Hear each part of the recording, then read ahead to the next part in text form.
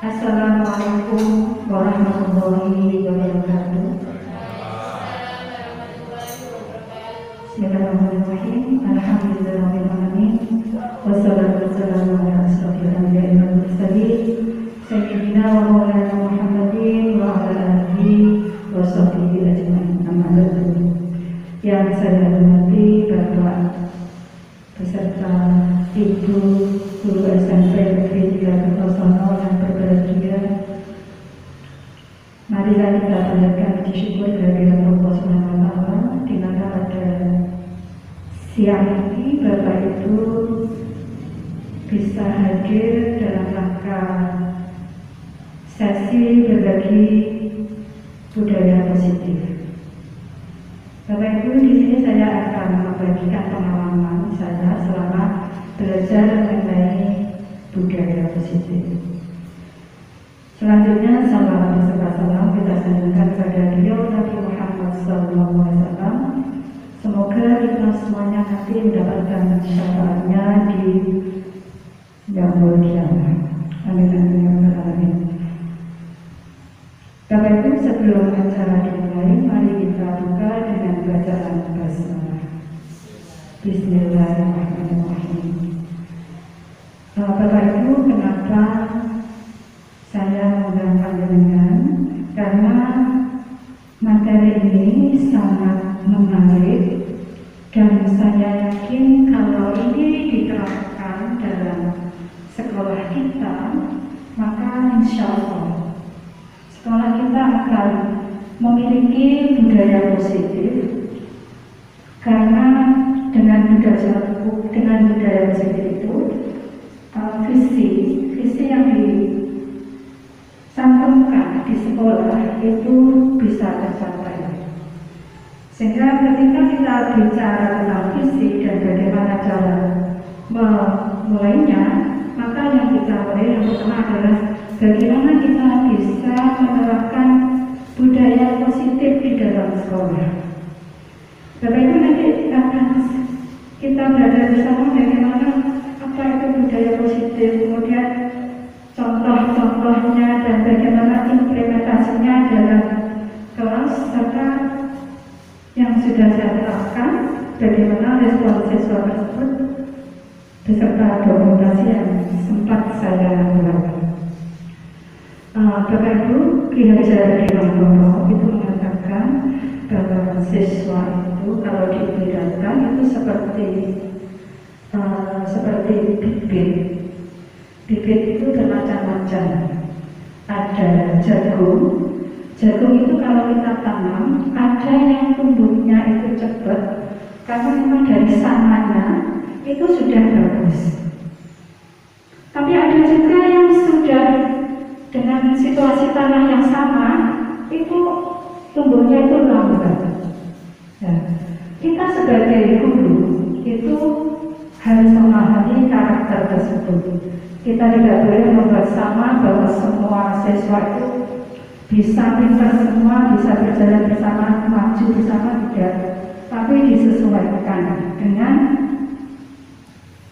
kepribadian atau yang ada potensi pada diri anak tersebut. Nah, bagaimana kita mengolah potensi yang ada pada diri anak? Maka yang kita lakukan adalah kita menerapkan budaya positif. Ini salah satu cara supaya pembelajaran yang kita lakukan ini bisa berjalan dengan baik. Nah, Bapak Ibu, ada beberapa perubahan paradigma di dalam belajar. Jadi sekolah itu memang harus menyediakan lingkungan yang positif. Dengan lingkungan yang positif, pembelajaran insya Allah akan bisa berjalan dengan lancar, tujuan tercapai.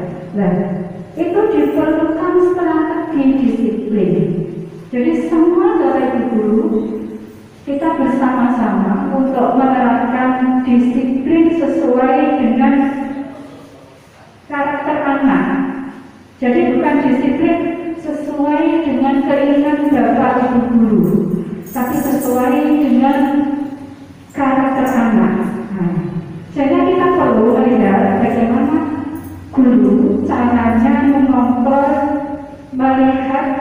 beberapa anak yang bermacam-macam.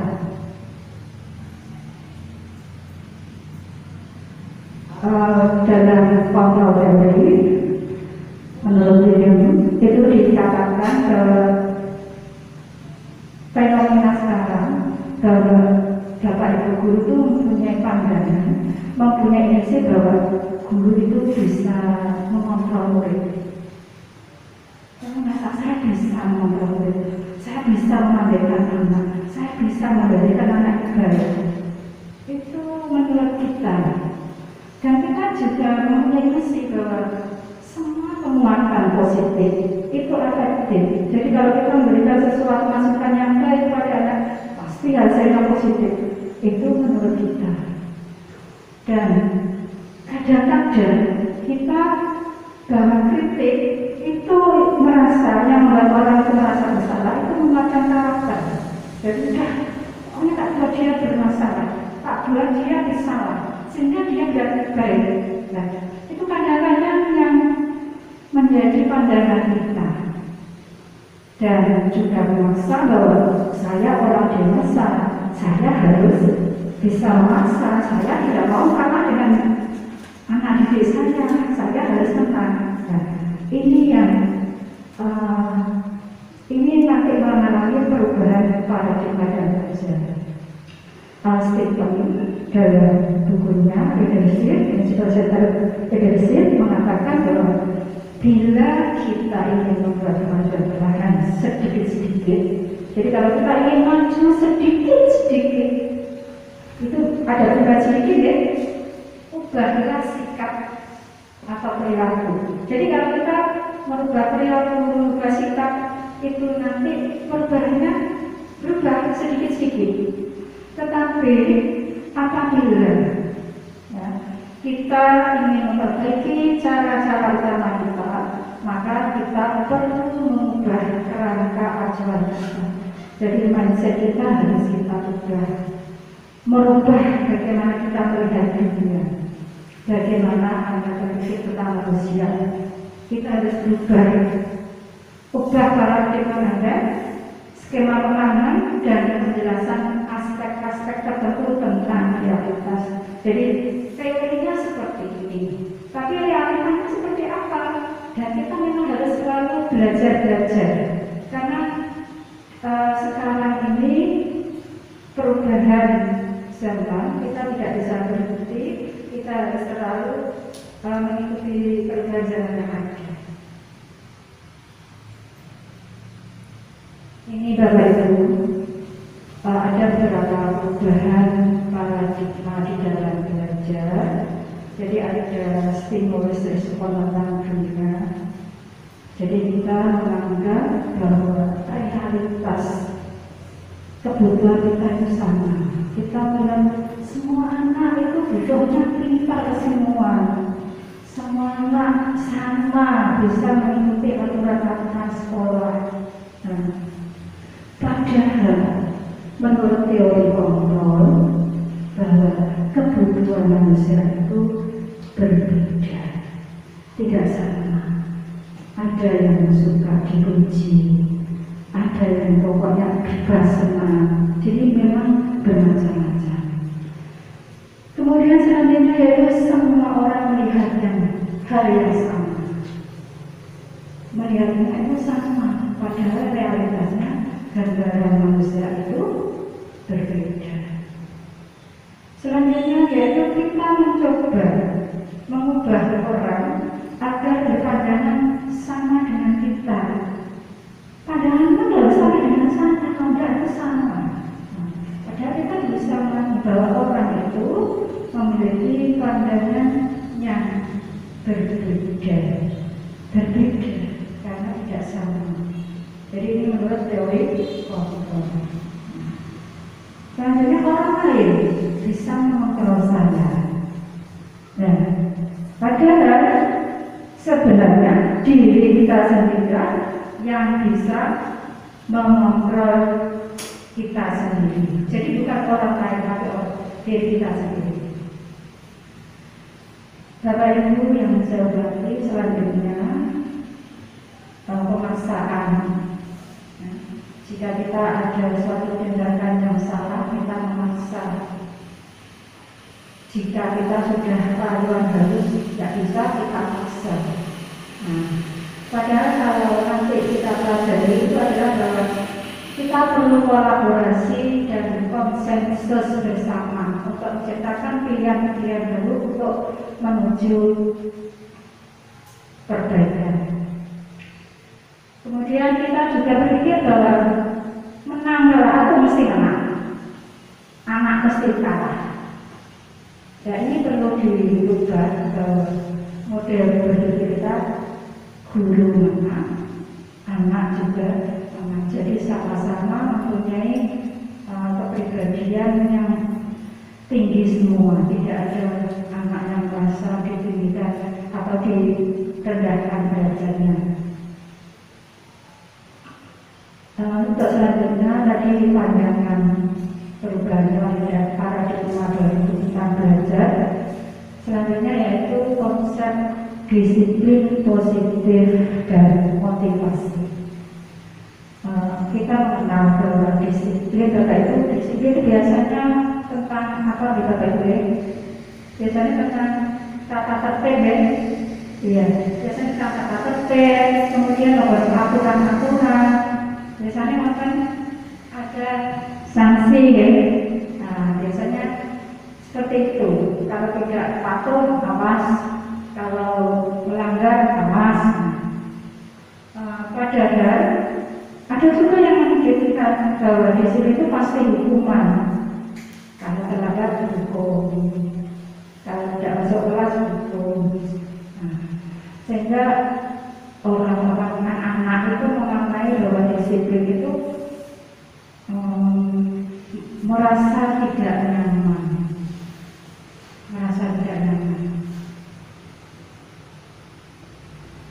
kembali lagi Bapak Ibu, Bapak pendidikan kita Ki Hajar Dewantoro itu beliau menyatakan bahwa di mana ada kemerdekaan, disitulah harus ada disiplin yang kuat.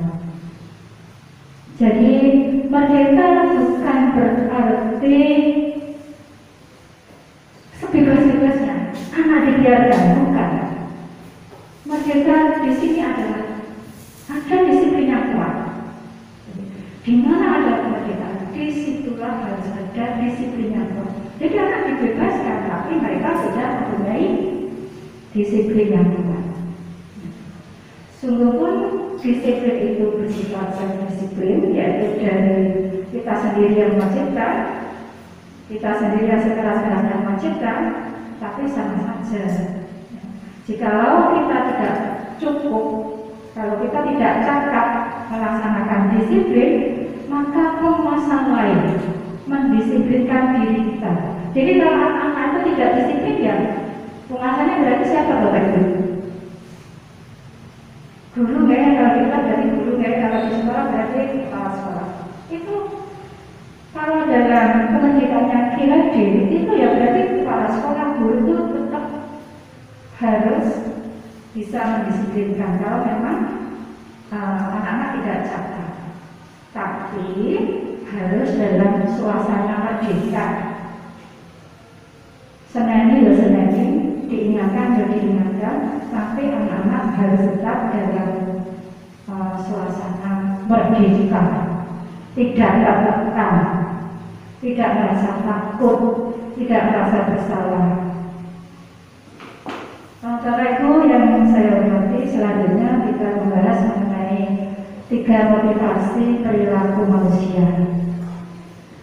Orang berperilaku, Bapak Ibu itu kadang-kadang ya, kalau misalnya mau mengajar tepat waktu, itu pasti saya yakin punya motivasi. Ya, saya berangkat, kalau saya nggak ngajar, saya tidak enak dengan anak-anak. Kasihan anak-anak tidak mendapatkan ilmu. Mungkin seperti itu. Ada juga yang Bismillahirrahmanirrahim, saya yang ibadah untuk mencari hal, untuk mengamalkan ilmu. Ada juga yang sungkan gajian kok, tapi dia mengajar. Mungkin seperti itu. Dan itu tidak bisa disamakan Bapak Ibu. Tidak boleh harus sama, ya harus karena lillahi ta'ala. Ya itu kalau secara kebetulan pasti itu. Cuma ada beberapa kebutuhan, ada beberapa motivasi yang memang ada yang kuat dalam diri seseorang dan itu tidak bisa kita samakan. Bapak Ibu juga melihat ada anak yang memang apakah ini kan jadi yang satu. Ada juga yang sudah biasa, pokoknya saya ikut pelajaran selesai pulang, tapi saya enjoy senang. Ada yang seperti itu. Bapak Ibu untuk motivasi itu ada tiga pilar manusia. Yang pertama yaitu untuk menghindari ketidaknyamanan atau hukuman. Ya, jadi saya kalau nggak kerja nanti, aduh saya sungkan ada bahas sekolah yang mesti saya seperti itu. Ada itu yang seperti itu mungkin karena kelas waktu itu dan betul-betulnya masuk kelas. Atau yang kedua untuk mendapatkan imbalan atau penghargaan dari orang lain. Saya senang kalau ngajar itu anak-anak itu mesti senyum-senyum kepada saya, mesti memuji-muji saya, atau teman saya pasti memberikan bunga pada saya mungkin kalau saya mengajarnya terbaik, mungkin seperti itu Bapak Ibu. Ini ada yang nomor 3 yang menjadi motivasi perilaku manusia yaitu menjadi mereka menjadi orang yang mereka inginkan dan menghargai diri sendiri. Saya ini orang berharga, saya menghargai diri saya sendiri. Saya harus mengajar dengan sebaik-baiknya. Bagaimana anak bisa menerima pelajaran saya? Ini motivasi yang ketiga untuk menjadi orang yang mereka inginkan dan menghargai diri sendiri dengan nilai-nilai yang mereka percaya. Jadi nilai-nilainya ini nilai-nilai universal Bapak Ibu. Nilai-nilai universal yang bisa juga kita sebut seperti norma.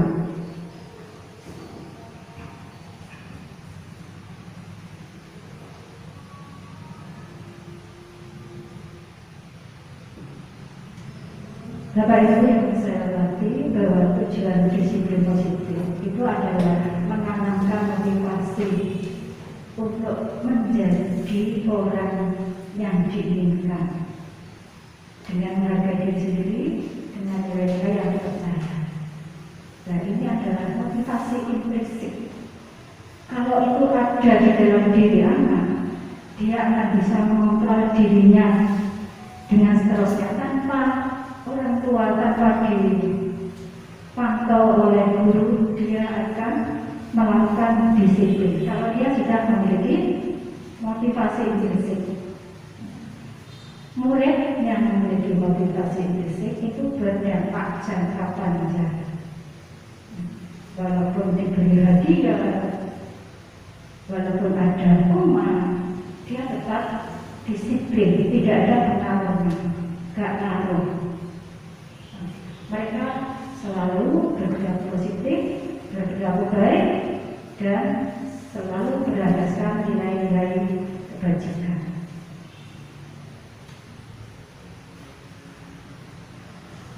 Bapak Ibu, untuk melaksanakan disiplin, tentunya anak-anak itu kalau disiplin kan menunjuknya kemana Bapak Ibu ya? Karena tidak disiplin itu biasanya larinya ke peraturan ya, peraturan ya, larinya ke peraturan. Peraturan. Jadi dengan adanya paradigma tadi, peraturannya kita ubah Bapak Ibu menjadi keyakinan keras. Bedanya apa?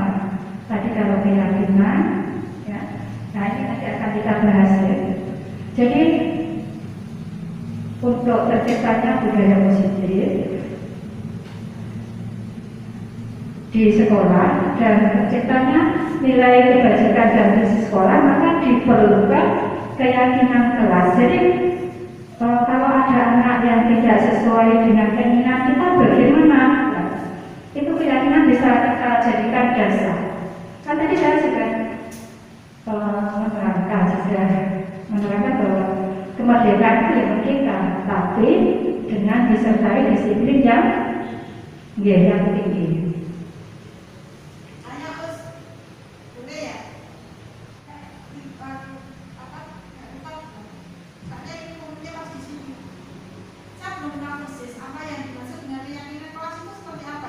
Oh, oke, Mbak.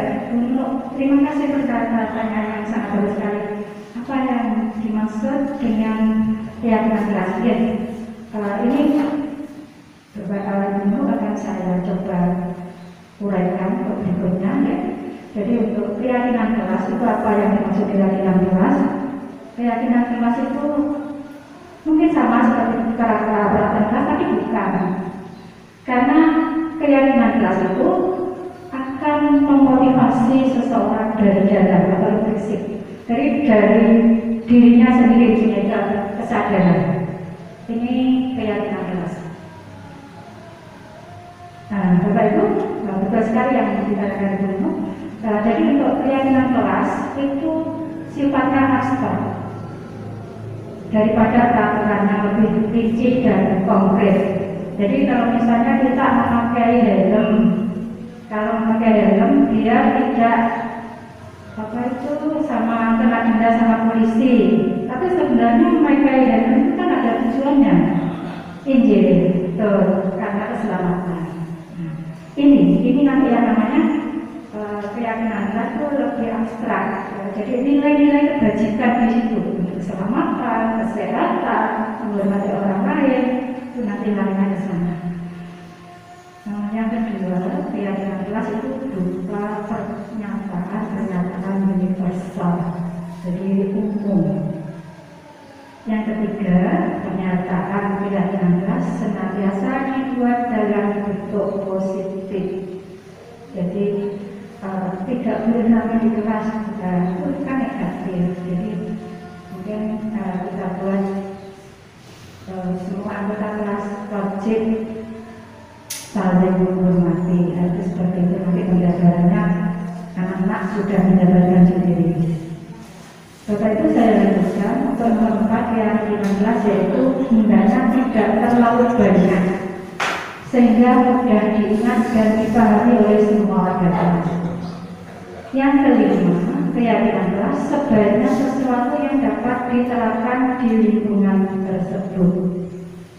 Keenam, semua warga kelas hendaknya ikut berkontribusi dalam pembuatan keyakinan kelas lewat kegiatan curah pendapat. Jadi yang membuat anak-anak disepakati bersama, dipandu oleh Bapak Ibu guru, kemudian itu dijadikan keyakinan kelas, dan itu bisa berubah-ubah. Setelah beberapa waktu dievaluasi ada perubahan atau tidak, sekaligus untuk mengingatkan kembali pada warga sekolah akan peraturan yang ada. Nah, ini jadi bersedia meninjau kembali keyakinan kelas dari waktu ke waktu. Kita langsung lanjut untuk contoh-contoh akan saya paparkan di akhir. Setelah tadi kita membahas budaya positif, kemudian disiplin, kemudian keyakinan, selanjutnya kita melihat bahwa kebutuhan dasar manusia itu ada 5. Yang pertama, jadi kebutuhan dasarnya yang pertama yaitu bertahan hidup. Coba kita lihat menurut bahasa Inggrisnya. Kemudian yang kedua, cinta dan kasih sayang. Ada sudah pokoknya saya disayang dengan orang tua itu sudah cukup, walaupun saya tidak menjadi orang yang hebat, itu ada yang seperti itu, sudah puas. Ada yang pokoknya saya senang dalam apa-apa yang saya lakukan, saya harus senang.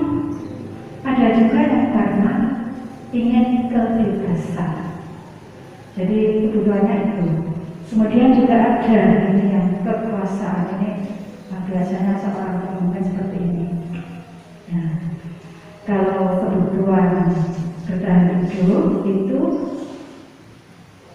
Biasanya itu kebutuhannya bersifat fisiologis untuk bertahan hidup.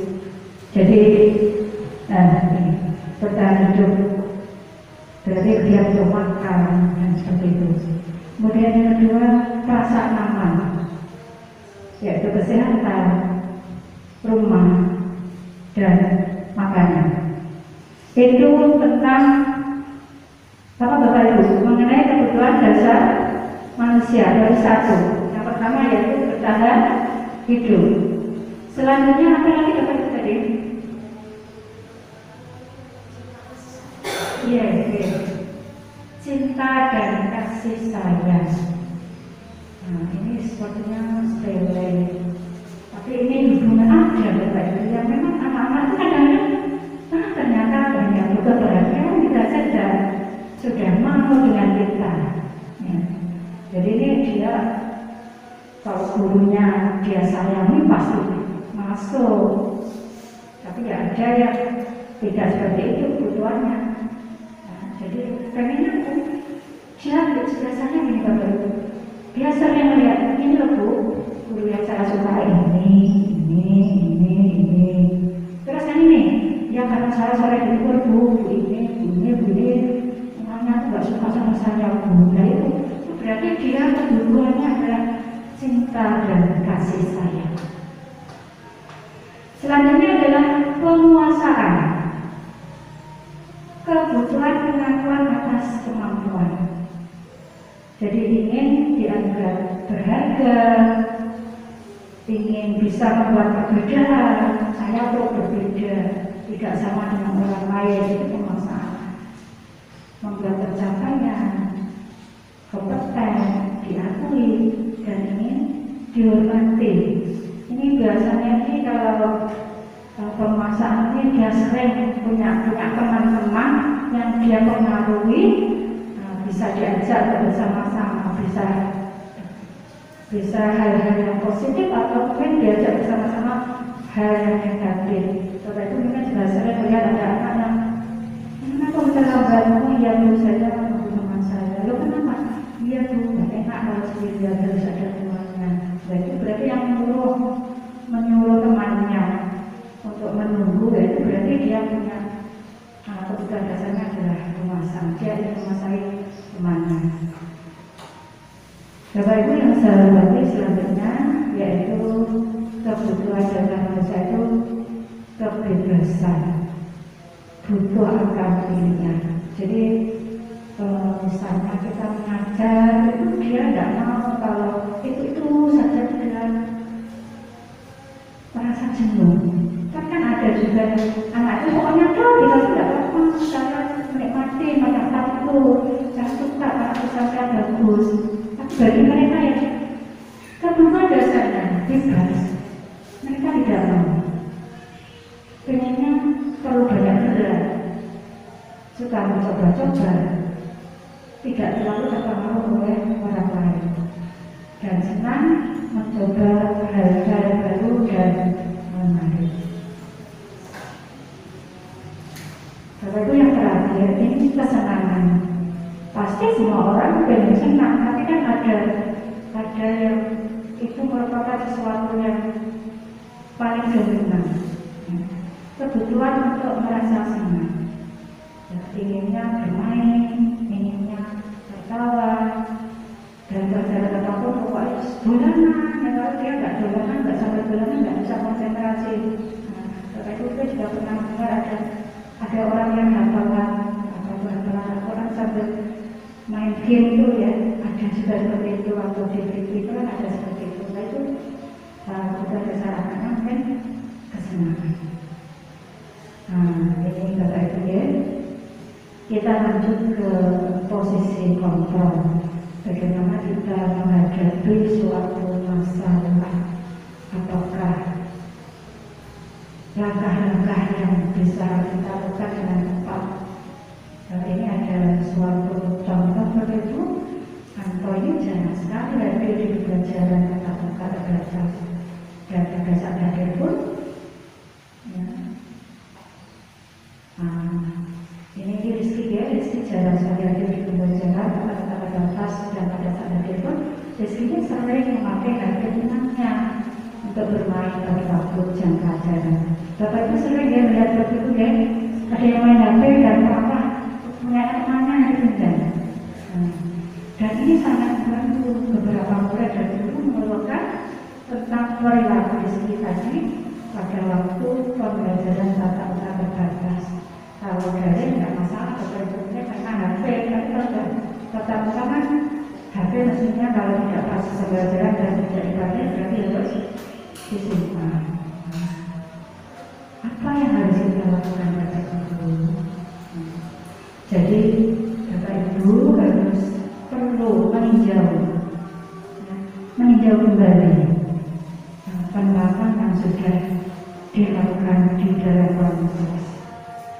Kemudian dipertanyakan apakah sudah efektif, apakah juga sudah memerdekakan atau bahkan sudah memandirikan murid.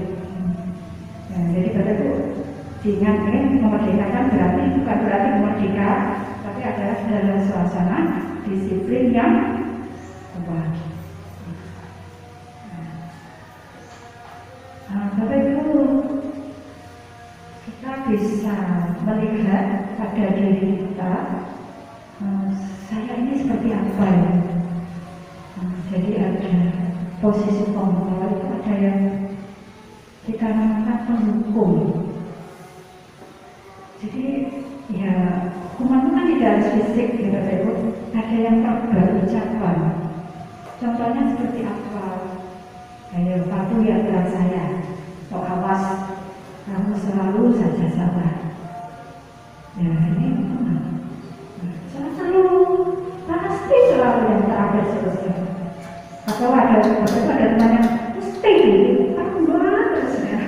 Itu namanya penghukum. Gak tahu pokoknya mesti kosong jadinya. Jadi itu namanya apa Bapak Ibu? Posisinya sebagai penghukum. Posisinya penghukum. Yang kedua yaitu membuat orang merasa bersalah. Jadi ketika ada anak yang melakukan kesalahan atau ada teman kita yang mungkin tidak ada keperluan tidak belajar atau tidak hanya terlambat, ini bertanya dengan suasana ini ya. Dan ini membuat orang merasa tidak nyaman, bersalah atau rendah diri. Jadi kalau penghukum tadi itu kan bisa menyebabkan dendam. Ya, kadang-kadang ada anak kasus anak yang habis dimarahi, kemudian setiapnya bapak itu dulu ada yang diambil. Mungkin ketika ada penanganan menggunakan penghukum, sehingga anak punya dendam. Ya, kalau orang merasa bersalah, bapak dia tidak dia punya dendam, tapi disimpan dan suatu saat bisa meledak dalam jangka waktu lama dan berbahaya sekali.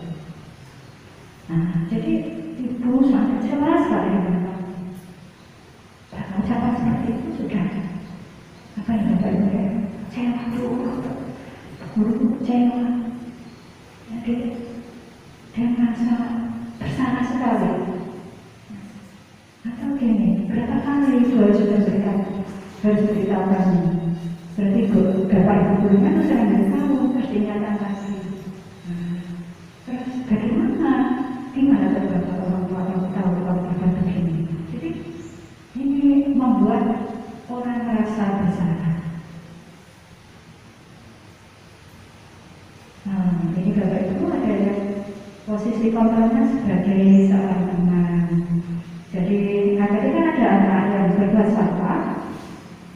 Ini mempengaruhi dengan baik, guyon, humor, ya, jadi hubungan teman, ya.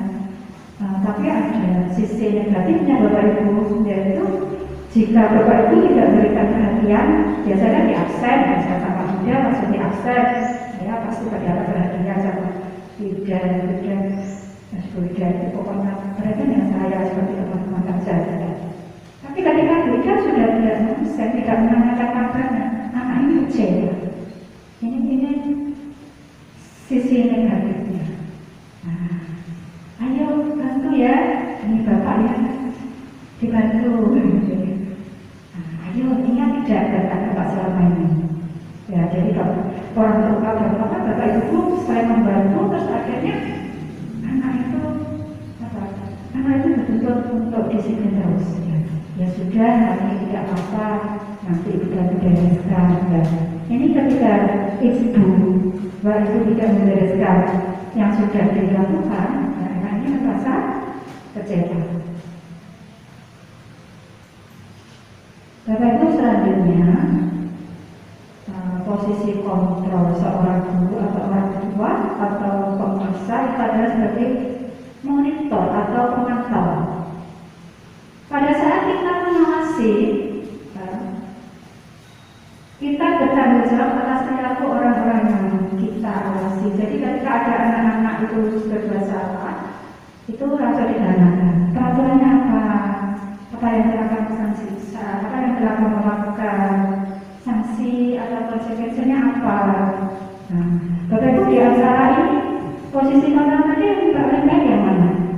Penghukum, merasa bersalah, teman, monitor, atau pemantau? Teman. Nah, ini masih ada lagi satu, Bapak Ibu ya, manajer. Guru berbuat sesuatu bersama dengan murid, bersama-sama mempersilahkan murid mempertanggungjawabkan perilakunya. Kalau salah, tanggung jawabnya apa? Itu diajak bersama-sama. Kemudian mendukung murid agar dapat menemukan solusi atas permasalahan sendiri. Ya, ini gunanya keyakinan kelas Bapak Ibu. Jadi pasti akan ada pertanyaan, apa yang saya yakini? Ini kembalinya ke keyakinan kelas atau peraturan kelas Bapak Ibu. Tapi kalau peraturan sekolah yang membuat ada aturan dari atas, tapi kalau keyakinan ini murid yang membuat, murid sendiri yang berusaha mencari solusi. MOU proses teaching learning. Jadi perjanjian kepada siswa sebelum kita melaksanakan pembelajaran. Perjanjian. Macam itu. Iya. Perjanjian dengan baik kita kontrak kerja. Iya, kontrak kerja. Kontrak iya betul. Dia belum. Ya. Kemudian kita lanjutkan, apa kamu yakininya? Jika kamu yakininya, apakah kamu bersedia berbagi? Ini terjadi ketika kita menangani suatu anak. Ya. Jika kamu berbagi, hal apa yang dibutuhkan dengan dirimu dan rencana apa untuk memperbaiki hal ini. Nah, ini jadi tadi boleh teman, pokoknya jangan ini Bapak Ibu, jangan penghukum atau merasa bersalah. Nah, jadi Bapak Ibu bisa jadi dalam praktek penerapan disiplin sehari-hari kita kembali ke teman atau pemantau. Karena anak itu yang ditanya itu siap diajak berdiskusi atau diundang melakukan restitusi.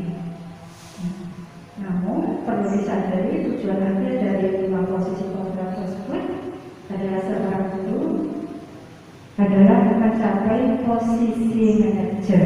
Jadi anak itu ketika berbuat salah, dia menyadari kesalahannya, kemudian dituntun apa yang harus dilakukan dan bagaimana cara mempertanggungjawabkannya serta sikap apa yang sebaiknya harus dilakukan.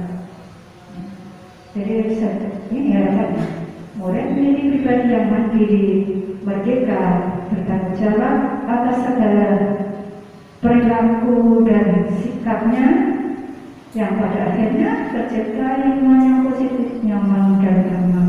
Bisa dibayangkan kalau anak-anak semua tokoh, alhamdulillah, lingkungan yang positif, nyaman, pembelajaran bisa berjalan dengan lancar. Bapak Ibu, dan ini yang ke-6. Nah, ini kita memang segitiga institusi. Jadi ini ketika ada masalah, ketika ada penanganan, ketika ada yang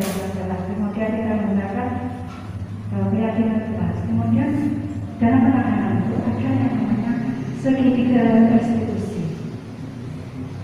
Bapak itu bisa melihat ada masalah seperti ini dalam sebuah acara dinas, kemana kan menempatkan teh di meja dan mulai taplak. Apakah Anda akan melihat dia bisa tumpahan dan mencuci taplak yang sudah dipotong? Menurut Ibu Lena gimana? Halo? Tolong membantu membersihkan dewan.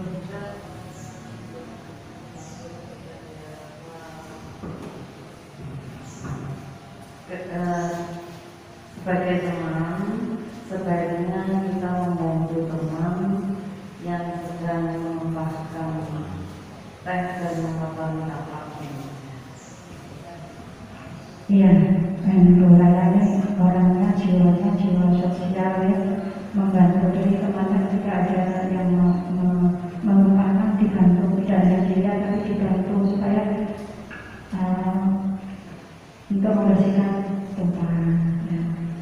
Jadi ini seperti ini. Kemudian tentu saja Pak Cuci mungkin cuci sendiri beberapa yang mungkin. Nah, kemudian yang kedua, ini masalah yang kedua. Teman Anda membuat kesalahan dalam mengerjakan tugas. Kemudian teman Anda menawarkan mengganti kesalahan yang dibuat tanpa apa dibayar. Jadi kan dia kerja sama, terus tak ganti, saya buat lagi, udah saya nggak diupahi, nggak apa-apa. Apakah Anda sebagai bupati akan menerima solusi ini? Monggo beda, mungkin ada pendapat.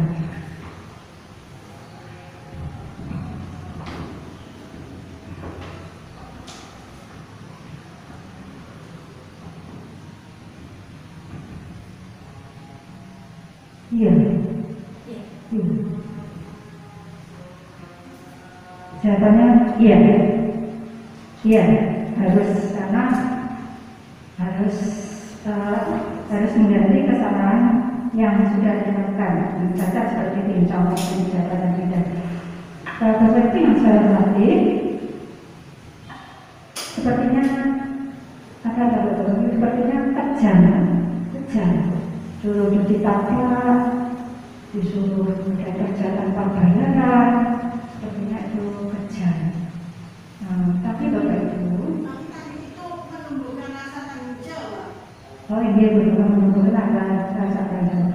Sementara itu, jadi apabila ada seorang yang berbuat salah pada Anda, kemudian menawarkan sebuah tindakan untuk memperbaiki kesalahan mereka, kadang-kadang kemudian besar jawabannya menolak. Nggak usah, nggak apa-apa, nanti saya kerjakan sendiri. Nanti saya kerjakan sendiri. Misalnya kita selama ini bila ada orang yang bersalah, adalah langsung memaafkan atau membuat mereka tidak nyaman. Kita cenderung untuk berfokus pada kesalahan daripada cara bagi mereka untuk berhenti. Dan yang penting adalah sebenarnya kita harus bisa memberikan harga diri mereka. Sebenarnya Bapak Ibu ada peluang yang luar biasa bagi murid jika mereka bisa bertumbuh ketika mereka melakukan kesalahan. Karena kesalahan itu pada akhirnya adalah cara kita belajar. Murid memang perlu bertanggung jawab atas perilaku yang mereka buat. Namun mereka juga dapat menilai untuk belajar dari pengalaman. Jadi memilih bukan ditentukan harus ini bukan. Jadi mereka memilih untuk belajar dari pengalaman dan membuat pilihan yang lebih baik di waktu yang akan datang. Nah, ketika guru memecahkan masalah perilaku mereka, berarti murid itu punya kehilangan kesempatan untuk mempelajari kesalahan yang berharga dalam hidup mereka. Jadi intinya kita ajak anak-anak untuk berpikir langkah apa yang seharusnya dilakukan. Bapak Ibu yang saya hormati, untuk ciri-ciri restitusi yang pertama yaitu restitusi bukan untuk menebus kesalahan, namun untuk belajar dari kesalahan. Yang kedua, restitusi memperbaiki hubungan Dan restitusi itu adalah tawaran, jadi ditawarkan, bukan masalah. Restitusi fokus pada karakter, bukan tindakan.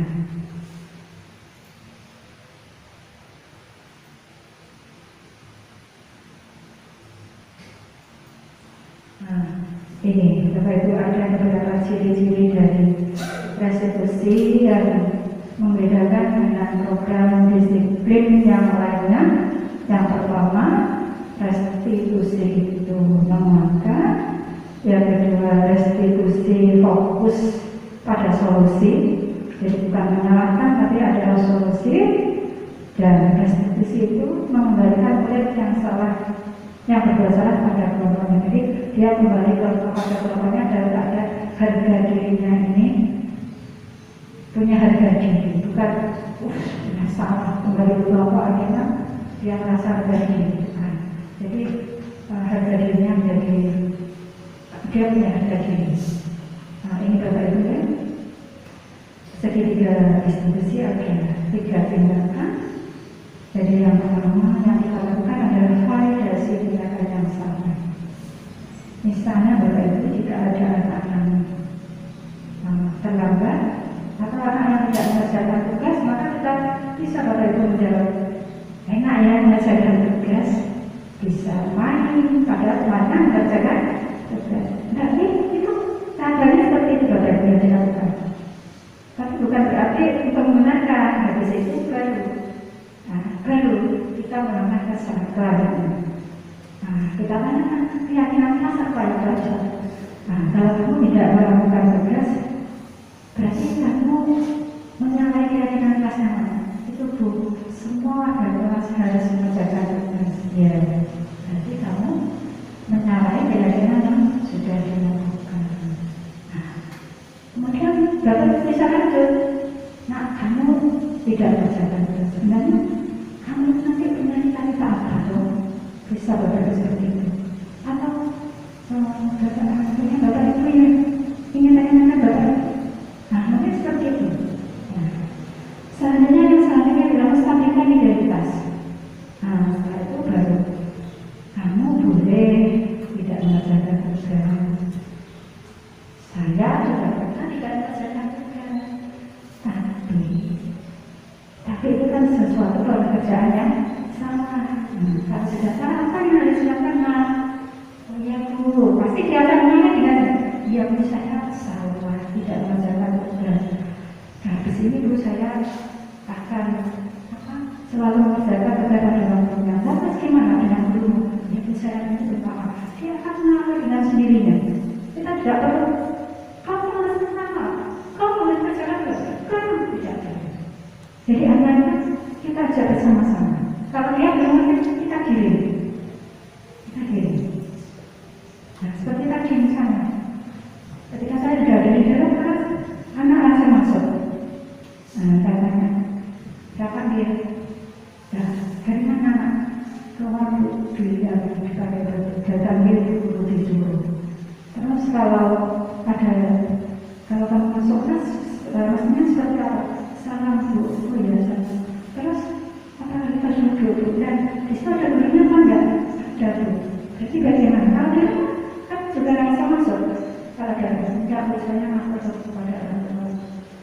Nah, berarti kalau di kelas saya berarti harus masuk pada guru. Jadi anak-anak kadang itu hal yang sepele itu perlu diajak ngomong bersama. Ya. Sehingga untuk kelanjutannya dia dengan senang hati, dengan penuh tanggung jawab untuk melakukan memperbaiki kesalahan yang sudah dilakukan.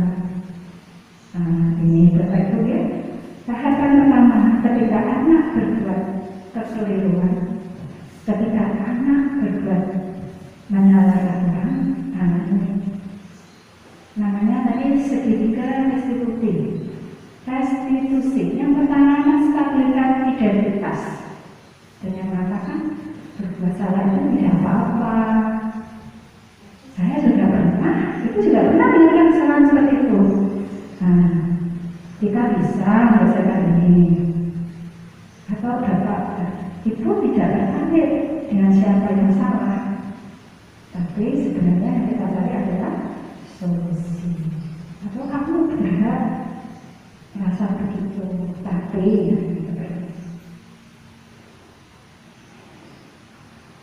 pada intinya kalau tahap satu itu kita terangkan bahwa anaknya masih jauh, enaknya kan bisa, dia tuh enak bisa, pasti seperti itu. Dia ini untuk mencarikan suasana, sehingga kita bisa mengarahkan pada tahap berikutnya. Kita menghindari sebagai hukum dan rasa bersalah. Kita ajak anak-anak untuk bersama-sama menyelesaikan masalah mereka. Yang kedua adalah sisi kedua, yaitu validasi tindakan yang salah. Kita tahu Bapak Ibu bahwa setiap tindakan yang dilakukan pasti punya tujuan, yaitu untuk memenuhi kebutuhan dasar. Nah, pertanyaannya bisa seperti ini Bapak Ibu, padahal kamu bisa ya bertemu dari dia. Nah, mungkin anak akan jawab, iya bisa, karena nggak mengerjakan tugas macam ini selama berapa hari, dia akan mengerti dengan begitu. Dia tahu mengorek kesalahannya dia. Nah, atau juga pasti punya alasan mengapa melakukan hal itu. Nah, atau kamu patut bangga dari dirimu sendiri karena kamu telah melindungi sesuatu yang penting untukmu. Nah, atau ini Bapak Ibu, jadi kamu boleh mempertahankan sikap itu, tapi kamu harus menambahkan sikap yang baru. Jadi validasi tindakan salah. Oh, enak ya, males. Tapi setelah divalidasi itu untuk tahap berikutnya. Sehingga mereka secara tidak sadar tergiring untuk melakukan tahap berikutnya. Jadi seorang guru tidak hanya mengajar, tapi ternyata jika ada masalah, kita perlu tahu juga masalah yang dilakukan dengan hanya saja ini Bapak Ibu, senjata kita adalah menyalakan keyakinan. Dan apa yang kita percaya sebagai balas atau keluarga, jadi norma, misalnya norma yang ada di masyarakat, norma kesehatan, norma saling hormati, itu bisa dijadikan dengan dasar dari pembuatan keyakinan. Kemudian apa nilai umum yang telah kita sepakati, kamu mau menjadi seperti apa? Ini Bapak Ibu yang ketiga. Dan kalau sudah yang ketiga ini biasanya ini kita tahapnya adalah untuk menyelesaikan masalah dan bisa bertanggungjawabkan apa yang sudah dilakukan. Ini Bapak Ibu ada soal sedang bingung, saya sedang bingung menghadapi oleh salah satu murid yang diajar ini. Dan dia sering meminta uang pada temannya untuk membeli jajan pada waktu pelajaran. Jika Anda menghadapi situasi seperti ini, apa yang harus dilakukan? Menurut Anda kira-kira apa sehari melakukan hal itu? Mungkin di rumah bisa memberikan pendapat, bisa berdiri begini. Ini mungkin tidak sampai.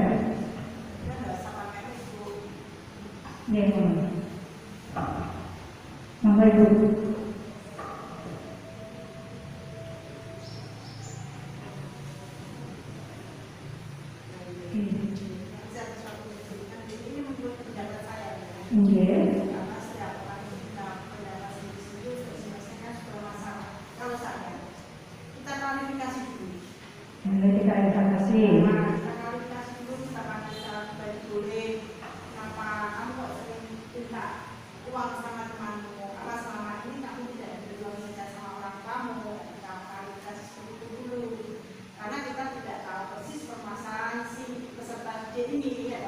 Anak-anak kita mungkin problemnya hampir sama, tidak ada semacam ini, tapi permasalahannya ternyata begini. Biasa saya diberi uang Bu, 5.000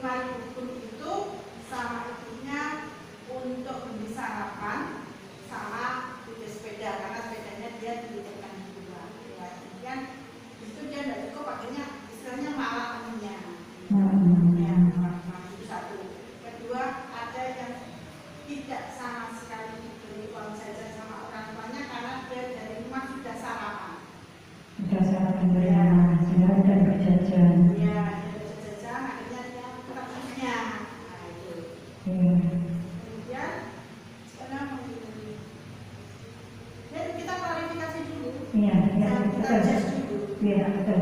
Jadi kita klarifikasi dulu. Memang bahwa itu pasti alasannya ini tadi seperti dibilang memang ada beberapa alasan. Nah, ini Bu, jika jawaban Randy jawabannya karena lapar dan tidak sarapan di rumah, berarti kebutuhannya adalah kebutuhan untuk bertahan hidup. Makan yang bertahan hidup. Ya. Jadi jawabannya bisa bermacam-macam. Jika alasannya dijadikan karena rasa, saya itu indah, saya senang nanti diperhatikan, saya akan jajan saja. Nah, ini dia senang, gurunya perhatikan dia. Ketika semua guru tahu, kemudian memberitahu orang tuanya jadi perhatikan dia, semua guru perhatikan dia. Ini senang ini berarti dia kebutuhan dasarnya adalah cinta dan kasih sayang. Nah, ini yang ketiga Bapak Ibu. Jika jawaban Randy merasa hebat saya, teman-teman takut saya minta uang. Nah, ini berarti dia kebutuhan dasarnya adalah kekuasaan, jagoan. Nah, ini. Selanjutnya, jika dia merasa bosan dengan pelajaran yang diberikan gurunya, bosan, saya pasti disuruh mengerjakan tugas, dan saya keluar ke kantin, aku pelajaran. Nah, ini berarti dia kebutuhan dasarnya adalah kebebasan. Nah, jadi kita harus tahu dulu, nah itu inginnya seperti apa. Nah, ada juga Bapak Ibu yang iseng. Jadi temannya itu nak dipalak kolek itu dia seneng. Menurutnya ekspresi temannya itu lucu, itu berarti berusaha memenuhi kebutuhannya akan kesenangan. Anak ya. Nah, ini kalau tadi kan tentang kebutuhan dasar yang sekarang posisi kontrol. Bapak Ibu, ada masalah seperti ini. Jadi Adi terlambat hadir di sekolah.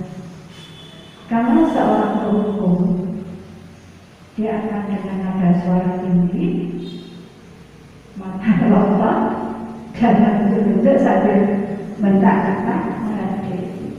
Terlambat lagi, pasti terlambat lagi. Selalu dapat terlambat. Kapan bisa dapat waktu? Ini namanya penghukum. Anak kasih diam. Saya tadi bilang bisa jadikan denda. Jadi penyerangan bisa menyenangkan pada diri sendiri kalau perasaan anak seperti apa. Nah, ini. Jadi nanti akan bisa lagi marah walaupun ditahan. Anak punya hak juga terhadap tidak kelihatan, dan juga bisa menjadi pendengar. Bapak Ibu selanjutnya, ini masih tentang posisi kontrol. Adi yang selalu terlambat dari sekolah. Kalau Bapak Ibu gurunya itu posisi kontrolnya berada salah, maka dia muas, halu, sedih, gak bayani, ya, merata pada anak, lemas seperti orang lapar, ya Adi, kamu ini bagaimana ya? Kamu kan tidak janji dengan ibu tidak jalan kaki. Kenapa kamu sangat senang sekali menjalani itu? Ibu benar-benar kecewa sekali. Ya, kalau anak kita seperti ini, maka perasaannya menjadi merasa bersalah. Bersalah karena merasa mengecewakan bapak ibu. Ya. Sehingga murid akan merasa menjadi orang yang gagal dan tidak sanggup membahagiakan orang lain. Dia sudah merasa gagal. Saya tidak berguna, saya tidak bisa membahagiakan orang lain. Ini Bapak Ibu. Yang ditimbulkan. Bapak Ibu yang dalam hati, kalau pagi Bapak Ibu terlambat hadir, kalau kita sebagai teman, maka nada suaranya pasti ramah. Nah, ini tadi yang dipilih oleh Bu Liwi tadi, ramah, dan bercanda. Bahasa khususnya meramah dan mata dan senyum. Nah, jenaka lirik itu. Nah, dia adalah bagaimana sih kamu? Kemarin kamu sudah janji saya kan, kenapa sama lagi?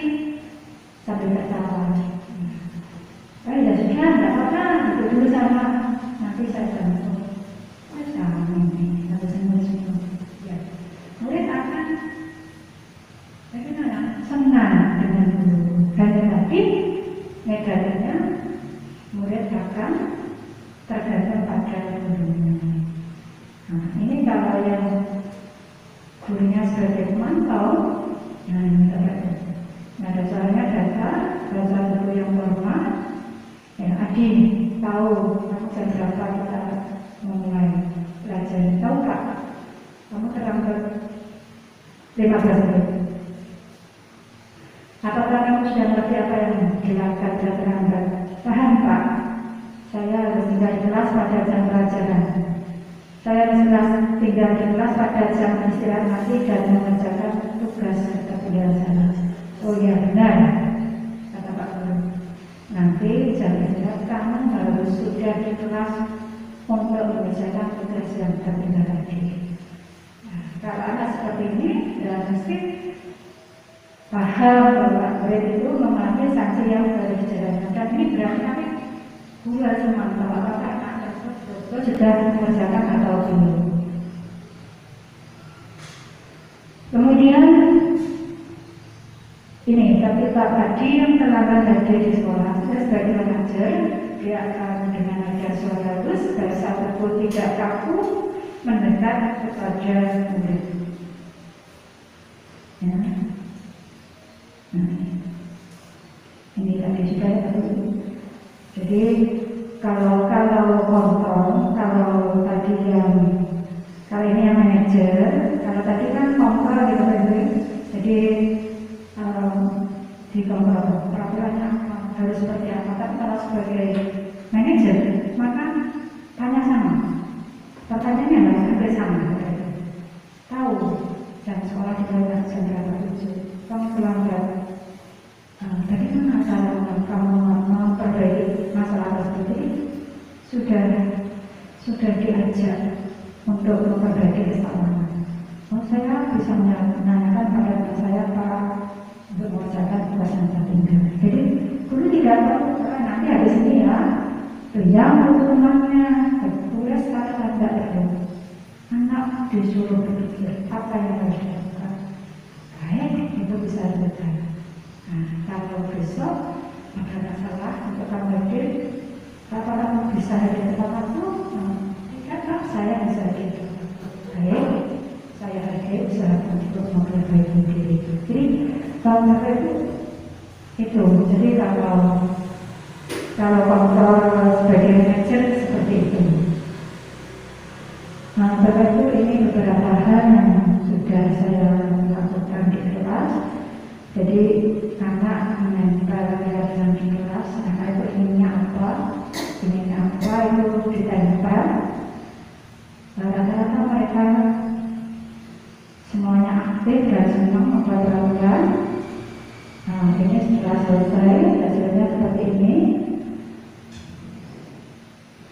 Nah, kemudian dalam rangka melatih disiplin Bapak Ibu,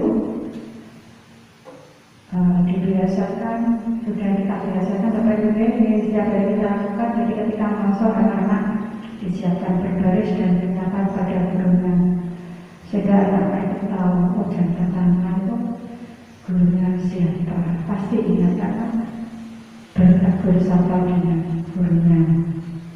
Dan anak-anak juga dilatih untuk disiplin. Ya. Nah, ini seperti ini.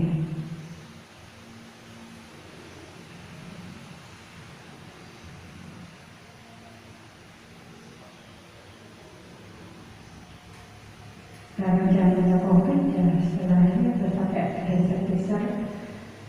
Anak-anak kita bisa pantau apakah pakai masker atau tidak, dan kita saling bersama walaupun dengan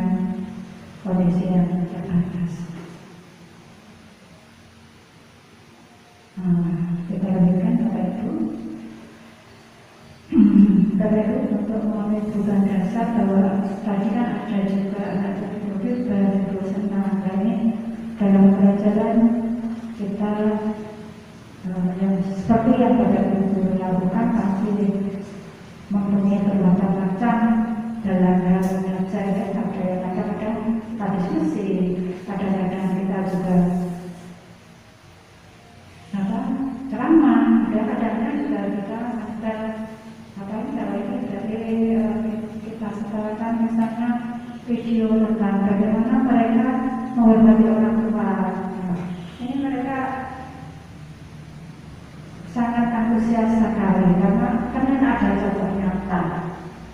Contoh nyata waktu itu kan saya WhatsApp-nya itu kebetulan yang memelihara sapi sampai umur 9 bulan. Setiap hari itu digendong ke gunung, gendong lagi turun lagi. Kenapa? Ingin memenuhi keinginan ibunya yang ingin gaji. Padahal ibunya sudah dalam keadaan tua renta tidak apa berjalan.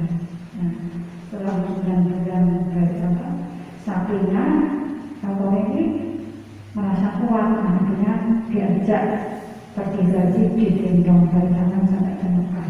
Anak itu sempat terdiam, ada yang menyapa. Dari itu dia pergi terbang di langit. Sebagai anak yang berbakti dan pasti jaminannya masuk surga.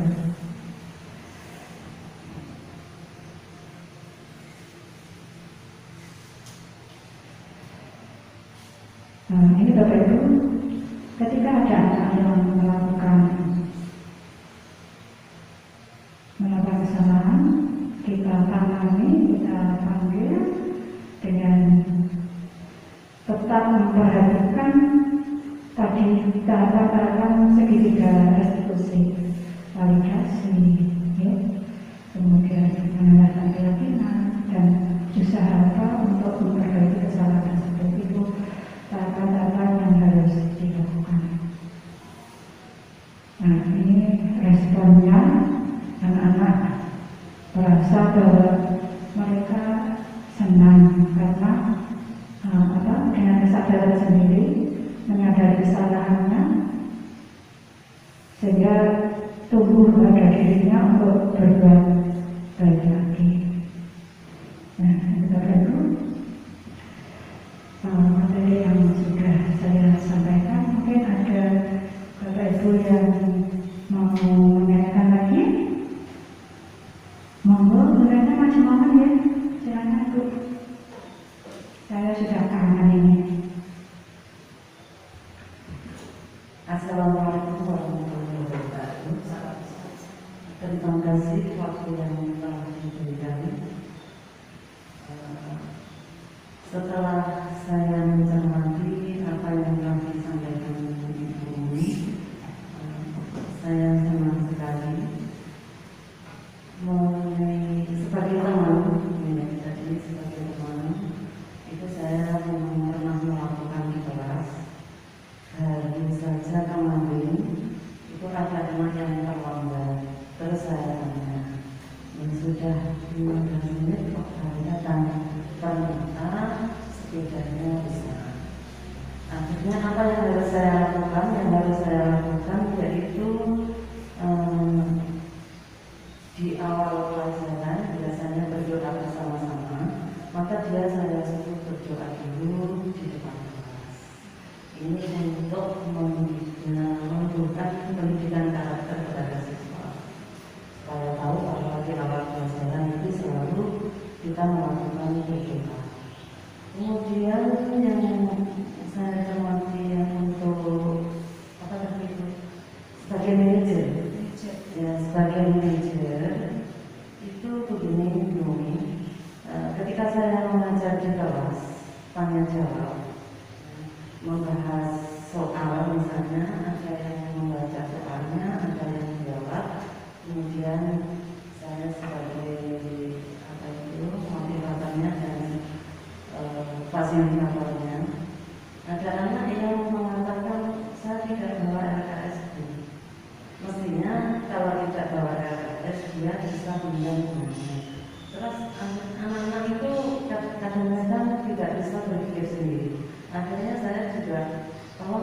tinggal temannya.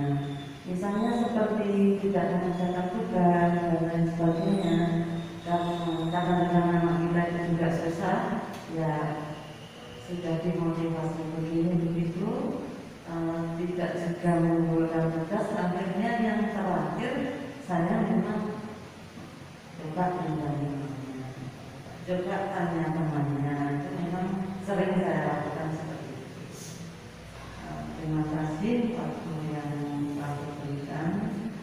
Apabila saya mengganggu Bapak Ibu kenyamanannya, saya mohon maaf. Assalamualaikum warahmatullahi wabarakatuh. Waalaikumsalam warahmatullahi wabarakatuh. Terima kasih Ibu Jalankan. Jadi sebenarnya memang kita itu sudah melakukan, hanya ada beberapa perubahan-perubahan yang memang harus kita ketahui. Dan kalau dulu pelan-pelan kita bergerak pada keyakinan, dan tadi Bu Lera sebenarnya sudah melakukan ini memang perubahan paradigma yang untuk membudayakan budaya positif dalam rangka anak itu berbuat positif dengan disiplin yang positif, dengan dalam suasana merdeka tanpa ada tekanan dan tekanan. Jadi intinya seperti itu. Kita memberikan anak-anak itu mempunyai kepribadian, dia bangga dengan dirinya sendiri, bahwa dia punya potensi yang sama dengan temannya dan bisa menyelesaikan semua persoalan dengan sebaik-baiknya. Bapak Ibu yang saya hormati, terima kasih atas semua waktu yang sudah diberikan. Mudah-mudahan apa yang kita laksanakan pada hari ini itu pembahasan bersama bisa kita terapkan dalam sekolah kita saling kolaborasi. Mudah-mudahan kita nanti bisa menciptakan budaya positif bersama-sama di sekolah. Terima kasih Bapak Ibu, mohon maaf atas segala kekurangan dan kesalahan. Wallahualam.